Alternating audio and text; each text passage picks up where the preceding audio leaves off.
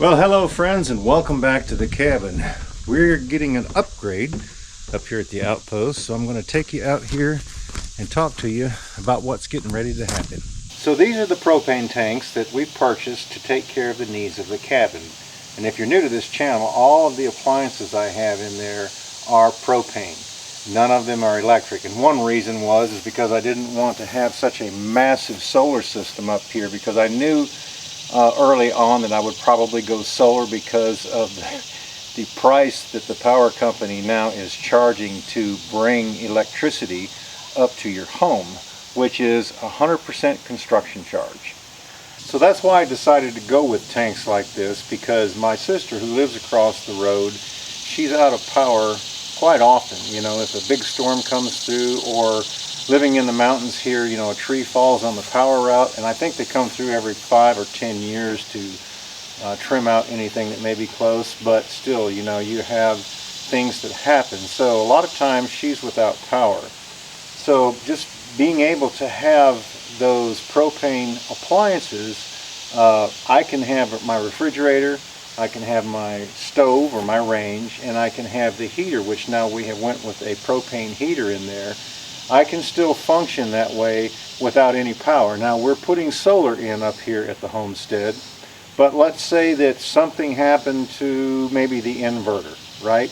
Well, if I didn't have a spare one where I could immediately hook it up, that way I could still have my appliances operating even though maybe my solar power might be down.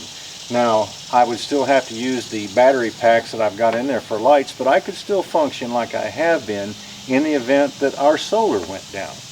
But the big driving factor was the cost of the power. When I started building out here and checking into that, I just said to myself, there's no way that I'm going to pay them, you know, to bring power up here. I'll do it myself, because I still believe that I can save money.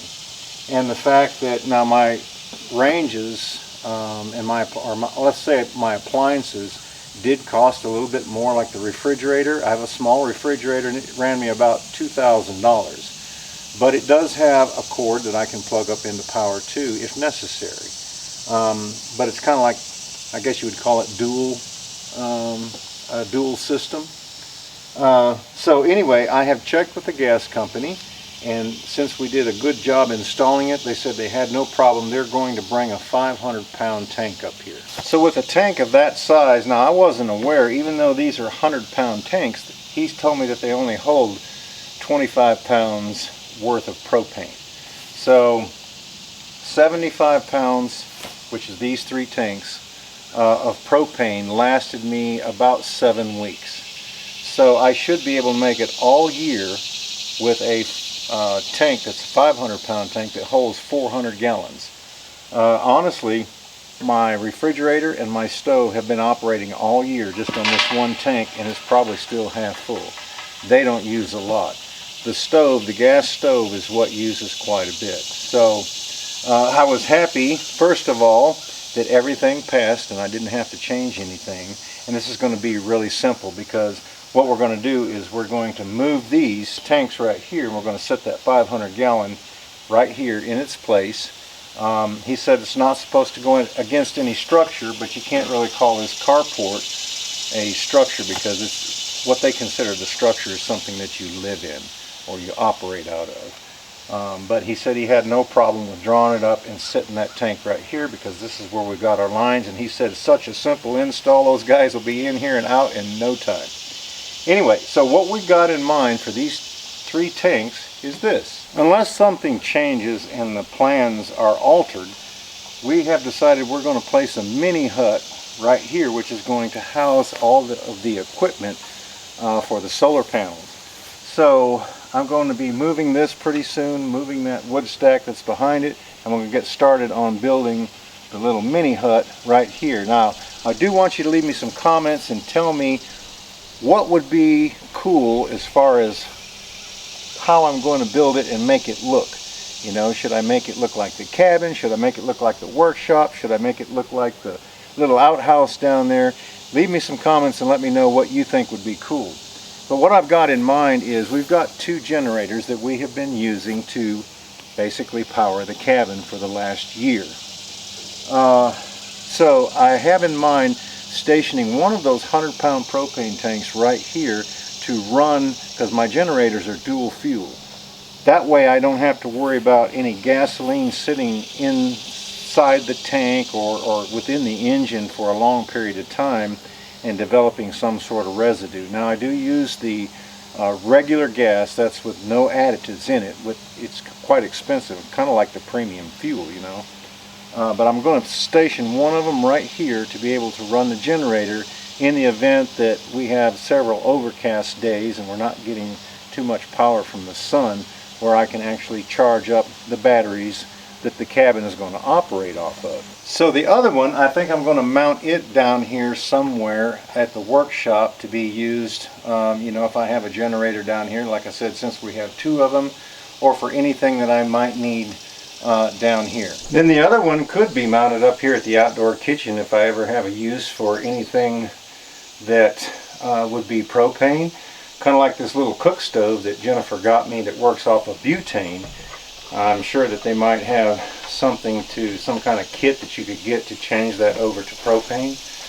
But yeah, I mean, since I've got them, I might as well use them. So I thought about stationing them in different places where they could possibly be used. So having a good friend that works with a gas company that actually came up here on his off days and helped me to get this installed has saved me from any kind of extra work that would be involved by actually getting hooked up with the gas company and getting on the route where they would come. He said it'll have a gauge on there when I read it, when it gets down to 60%, to call them and let them know.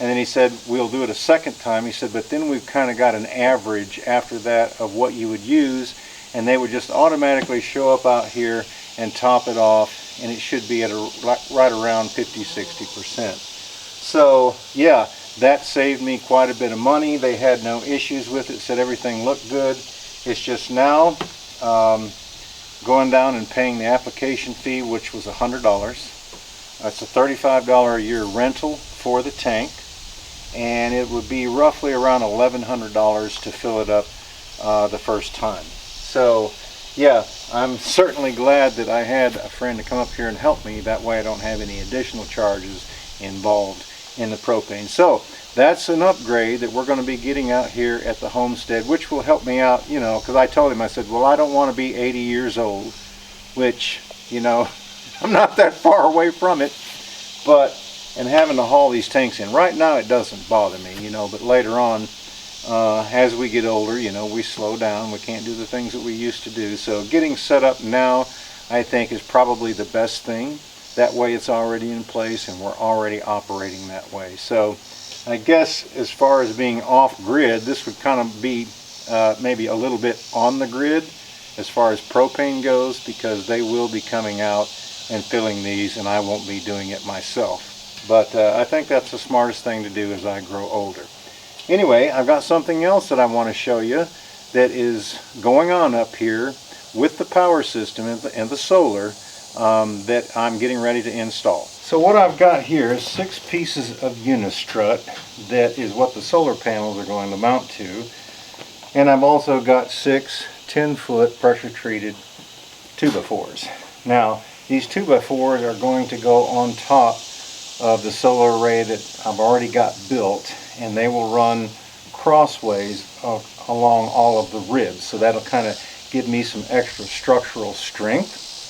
And then these pieces of unistrut will actually bolt down to those. Now if you didn't know what a unistrut looked like, this is basically what they look like.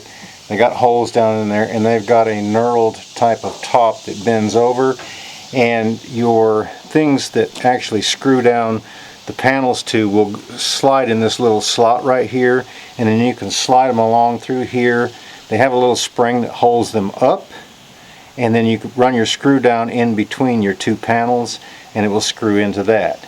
These right here, you can actually use a nut and a washer, and we will just slide that washer up in through there. Let me get it down here for you. The washer will actually slide in there wherever I need it, and then I can run this down through there. Now if you notice, these are stainless, And the reason that I got the stainless is because of any type of reaction that I might have with the stuff that they use to treat the wood with. So the stainless will last much, much longer than, say, using something that's galvanized. So I've got a box of these. We're going to, like I said, mount the 2x4s down on top crossways, and then these will screw right down in on top of that, and that is what we will mount our panels to. So to kind of give you a better idea, like I said, the 2x4s, they will go across this way, and then this will be mounted right down on top of the 2x4, which will be up a little bit like this, and then the solar panels will actually mount down to this right here. And what my intention is, I'm going to come in about a foot off of the bottom for the first one and about a foot off of the top for the next one. That will give me about 3.5 feet maybe between this piece of unistrut and the next one, and should hold the panel, kind of balance it out in thirds. Not quite, but close. And I think everything is going to work out that way. And then of course all of these will be bonded together, as well as all of the panels will be bonded together. And we believe that we're going to use a double ground, separate the two grounds, 2 for each row, and then we're going to bury a ground wire between those two so that they're actually connected together with the best ground that we can give them possibly. Out west, since the soil was sandy, we used to use a tri-ground, which was 3 ground rods, and then we would bond all 3 of them together because in sandy soil you really couldn't get a good ground.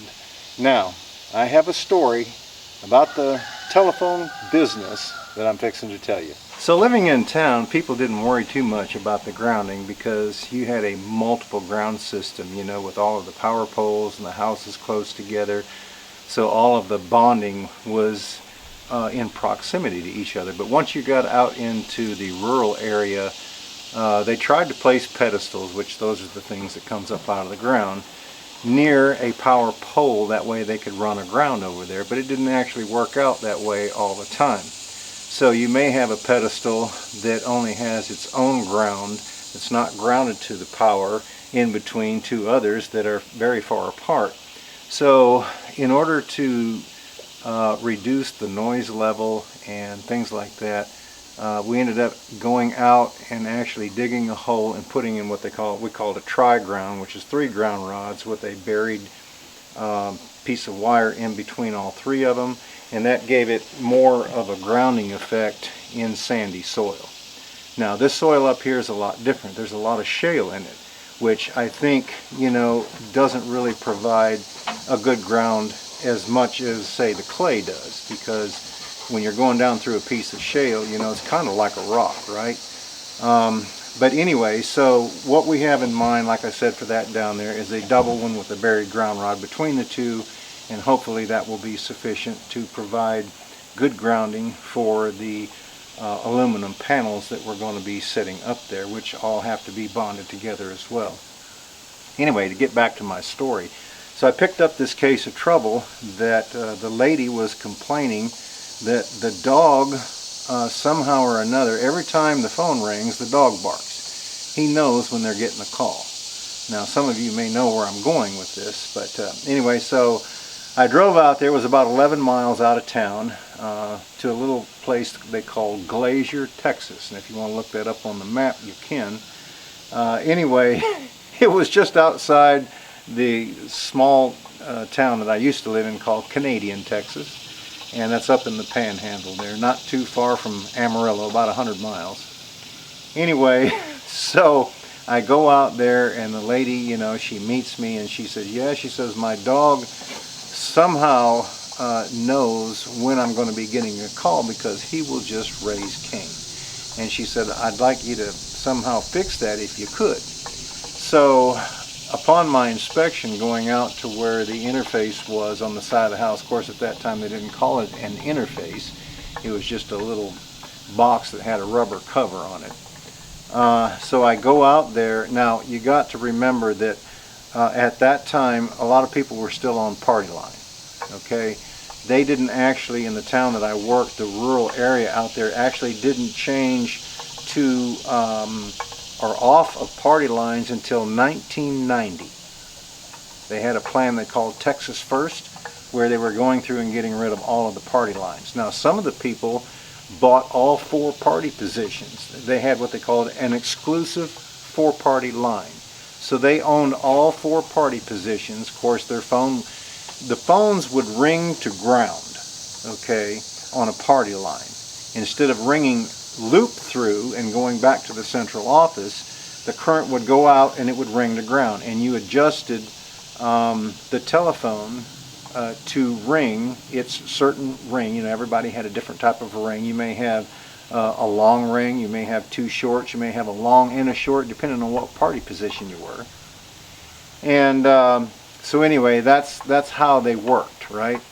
Anyway, so she was on a party line, right?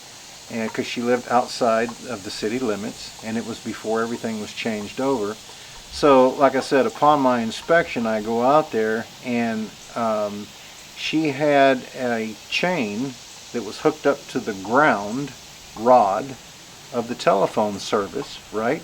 And then the dog had a metal chain, which was the easiest thing to do. You know, that way the dog couldn't run off, because he would have to pull a 6-foot ground rod out of the ground, which he's not going to be able to do that, right?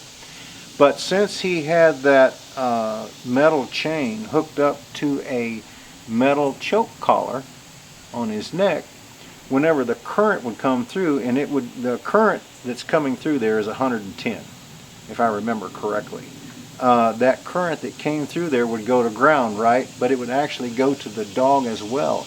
And heaven forbid if it had rained a little bit and the ground was moist, because that current would hit that dog and he would start hollering and bellowing and barking and raising Cain.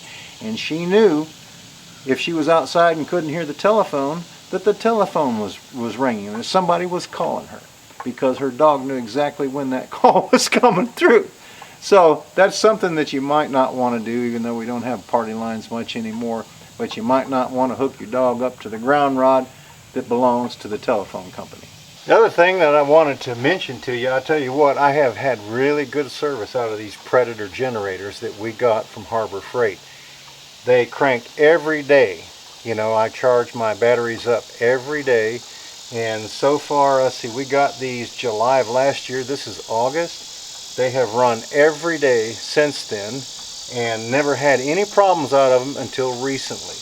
The one on the far side, now you can see this propane tank right here, right? It operates the one that's behind me. That one over there still runs on gasoline, but this one stopped. And I think it was some sort of something that's clogged up, you know, either in the line that comes from the gas tank or at the carburetor itself, because it runs on propane just fine. So that tells me that, and you know, the spark plug doesn't have anything to do with it, because it's still getting a spark through the propane, right? But that tells me that something is clogging up the line from the gas tank to the spark plug. Anyway, that's something that I've got to fix, but I just really haven't had time. I came out here, plugged this thing up, and it's running great. So that's why I wanted to station one of those over there, because I wasn't using the regular or like the premium type fuel with no additives. I was just using regular fuel, and they ran, like I say, both of them about a year, and then this one quit running on gasoline. Still runs on propane. I mean, fire up just like that. So like I said, that tells me that there's something that's clogged up in there. But I have no complaints really about these Predator generators, because they crank every time. Generally they crank on the first time, which I'm using the electric start, not the pull. There's been a time or two where it cycled through and I had to stop it and then start it over, but it cranked up on the second. But they have really been great. They have pulled, because a lot of those battery packs I've got in there are 2,000 watt, and they will run at about 1,800 watts when they're charging. So they're big enough to handle those, and it's not really a stress on them, because I think that they have somewhere close, the initial output up to around that 5,000, pretty close to it. but then it levels off depending on, you know, what the load is that you're plugging into it. Like I say, I'm not even plugging in a half of a load basically. But they run really good, and I've had no issues with them. But I did want to say that that's the reason I'm going to station one of those propane tanks over there, because there may be some time in between the usage. That way I know that the fuel that it's getting, which is basically the propane, would be clean. So I don't know of anybody that's had issues after using propane for a long time. If you know, you can leave me some comments and let me know. But having the dual fuel system saved me to be able to continue to run this other one without having to come out here and actually try to figure it out. Of course, I need to find out what the problem is, but like I say, I've been so busy since it ran on propane. All I do is put this little tank right here and run it days, until it runs out, and then I replace it. Of course, that one's still running, but now I use the regular premium, not the premium, but the regular fuel with no additives. So if you've got any kind of small engine, I'm doing the same thing with my chainsaws and anything else that I'm using. I had just never heard that before. But those additives that they put in there are not good for the engine. So that's what I'm doing. But I'll tell you, I've got, like I said, no complaints out of these Predator 5000s. Now you might wonder, why was I showing you a picture of that hornet's nest? The reason is I didn't have any carpenter bees around this front porch or the front part of the cabin this whole year. And it's not because there weren't any around, it's because of that hornet nest. I think that is one of their natural enemies, I'm not sure. But I had heard that somewhere on YouTube. Now some folks say that you can take a brown paper bag and kind of fill it with air, crunch the top up, seal it, and then hang it on the side of the house, and that works as well. But this actually fell out of one of the sweet gum trees last year, and I picked it up, and I thought, I'm going to save that until next year, and I'm going to try it. So I just took a knife. There's a knife actually stuck in it, holding it up here, and I stuck it up there, and I didn't see any carpenter bees that would stop and give this front of this cabin the time of day with that hanging there. Now, it didn't affect any wasps. I don't know anything that affects the wasps. They make a home wherever they want to. But I wasn't really worried about the wasp, right? Because they're really easy to kill. It's being able to catch those carpenter bees to where they don't come around boring holes. Now, I don't have one on every one of the buildings, but if you have something like this, don't throw it away. And especially if you got a building that's made out of pine, because it seems like that's the type of wood that they love the most. If you've got one of those, stick it up somewhere, and I'm not going to guarantee, because there could be the exception, right? But myself, I didn't see any of the carpenter bees around this front porch, and they used to. I don't know if you can see this back here or not, but this was from the year before. So there's a little tip for you. I don't guess you could call it a pro tip, but it is a tip nonetheless, because if you've had problems with carpenter bees, you might ought to try that, because it works. Anyway, another thing that I wanted to ask you all, is a lot of times we struggle from video to video on what to bring you all. So if you've got any ideas on this review channel of things that we could do to make it more enjoyable for you to watch, as well as more informative. Now, I've said this many times before, I'm not one to be teaching anybody, because I just do things as it makes sense to me, okay? I mean, there's a lot of things that you can use just plain old common sense for, right? And then there's some things that you need advice on. Like the gas, I needed advice on that. I needed advice on this solar system, so I reached out to some of the people that I thought would be best suited for that, who worked with that type of equipment, as well as the gas and some other things that we've done. Now, one thing I did have to muscle my way through was that new sawmill down there, because when I was working on the blade guide arm, I'll tell you what, I got that thing so far out of whack that I worked on it for 3 days to get it back to where it should be, and it's all because I didn't know that the little wheels that the blade guide arm rode on were actually when the little pulley itself was drilled and tapped for a screw, the screws were offset and it made it a cam. I didn't know that. I went adjusting on that thing and I got it so far out of whack that it wouldn't even drive it backwards or forwards. And I finally figured it out after 3 days. I called Wood Miser, and they told me some adjustments that I could make, but like I said, I had it so far out of whack I didn't even have a starting point. But I finally, fumbling around down there, and with the Lord's help, I actually stumbled upon the right, I guess you could say, combination to where I got it to back to where it would drive back and forth, and then I was able to go from there and make some minor adjustments, and then got the thing to where it is sawing really good. And I'll tell you what, Wood Miser makes some good stuff. They don't make something that you can't screw up, because I did. But they make some good stuff, and I'm really proud of that sawmill. The other sawmill, I can't say anything bad about it, but this one outperforms it by a long shot. But it costs more, and therefore it should, right?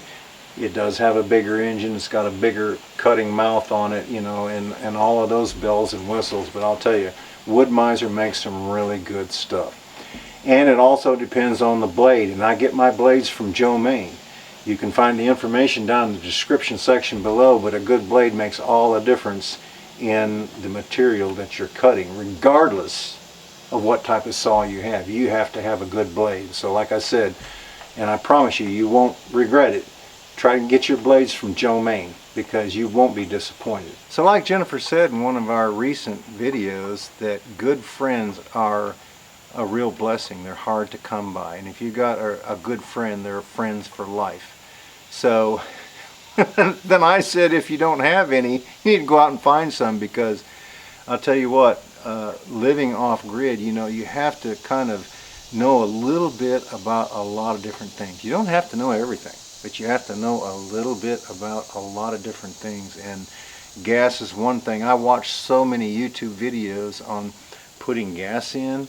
I watched YouTube videos on that sawmill down there, and that type of sawmill is not real common. That people generally opt for the type that's on a trailer and you got wheels, that way you can pull it around, and whatnot. But I didn't intend to ever do that, so I got a ground mount type of system. So that's the reason that I spent quite a bit of money on the foundation, because I wanted it to be able to handle anything that machine could do, and I didn't want it falling out from underneath the machine in just a few years. So I decided to go ahead and build it heavy duty. But good friends, they're very important to have. And the friends that I have made over the years, thank goodness I had one that worked for the gas company. Thank goodness I worked for the phone company and had friends in the different departments there. And of all the different types of folks that I've had to make reference to, and ask questions, well, what do I do here? They were more than willing to help me and always gave me good advice. Just like the gas company, when they came up here, they had no problems. They said, looks like everything has been installed fine, and it would be the simplest hookup. They'll be in and out in no time. So anyway, friends, just wanted to give you a little update on what was going on around here. We appreciate you stopping by, and we certainly look forward to seeing you back up here at the cabin again next time.